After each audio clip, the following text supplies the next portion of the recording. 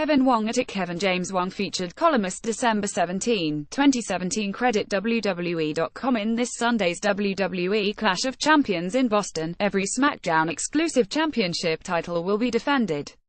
The inherent implication is that everything could change, which will thus alter what happens at next month's Royal Rumble, the official starting point to the road to WrestleMania.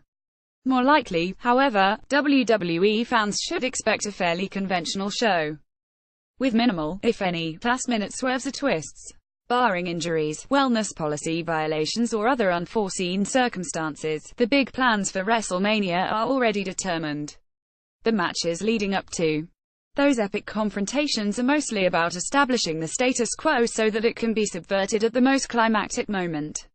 WWE Clash of Champions 2017 Updated Match CardWWE Champion AJ Styles vs. Jinder MahalSmackDown Women's Champion Charlotte Flair vs.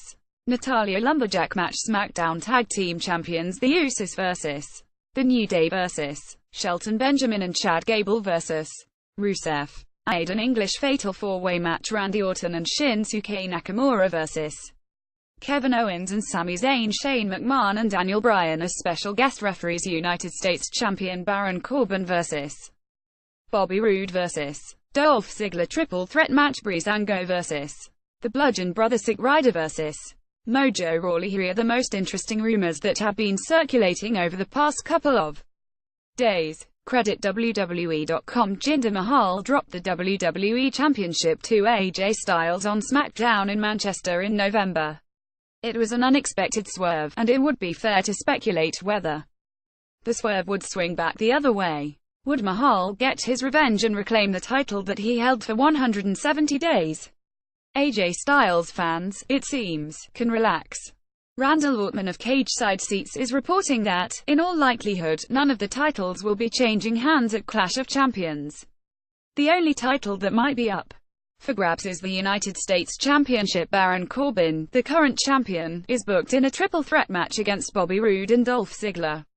Corbin has struggled as United States Champion, and even though some of that is not completely his fault, he's much better off the cuff than with scripted lines. Roode would make a superior standard bearer. Ziggler, meanwhile, seems like he's only there to take the pin and keep the other two men looking strong. Credit WWE.com. 2015, Hulk Hogan was fired or resigned, depending on who you believe, from WWE under a cloud of disgrace.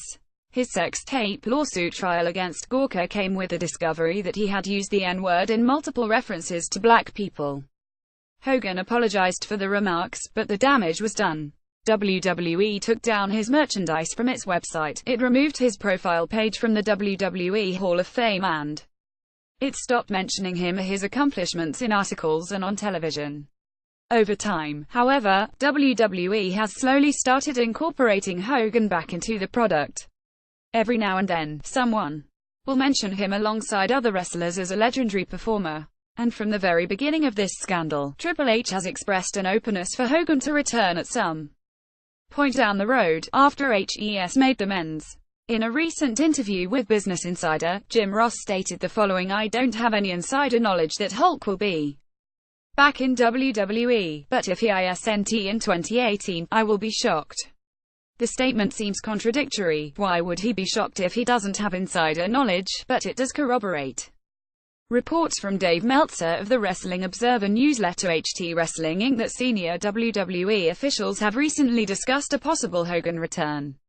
Hogan's importance to WWE's rise and continued success cannot be overstated. If WWE decides to move forward with bringing Hogan back, it'll be interesting to see how the company handles this issue with the black talent in the locker room. Would the brass consult them about the decision beforehand? Will Hogan meet with them and have a dialogue in person? Because those men and women are in the ring year-round, risking their lives for entertainment. Their comfort matters a lot more than Vince's, Jim Ross, and certainly Hogan's. Credit WWE.com. Lastly, it seems that Vince McMahon is toying with the idea of exploring another opportunity in sports, entertainment, or both. According to a statement issued by WWE HT Chris Thompson of Deadspin, McMahon is creating a separate, self-funded entity called Alpha Entertainment.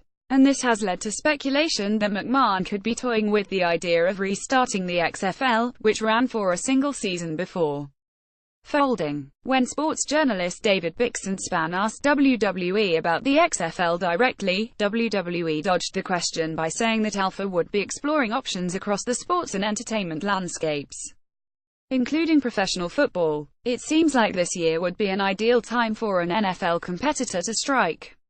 Between concussion controversies, abuse scandals and standing sitting locking elbows controversies, the NFL has had one PR disaster after another over the past 2 years. Still, there is no reason to believe that the XFL's original, numerous problems would continue to hold it back from legitimacy, the quality of the football, the overall tone of a lack of professionalism, and of course, the constant suspicion that the games are fixed thanks to its unchangeable association with WWE.